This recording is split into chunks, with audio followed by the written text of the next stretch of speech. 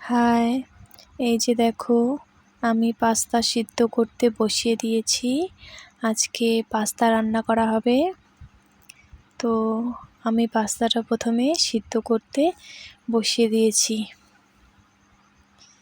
তারপর পেঁয়াজ কুচি তেল দিয়ে দিলাম। তারপর টমেটো কুচি দেওয়ার পর একটু ভেজে নেব। ভালো করে একটু ভেজে নেওয়ার পরে পাস্তাগুলো দিয়ে দেব।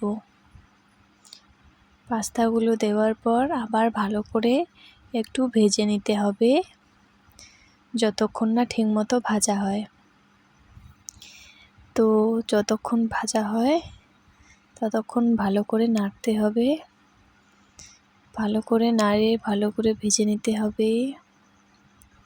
তো দেখতে থাকো, এই তো অনেকটাই হয়ে এসছে।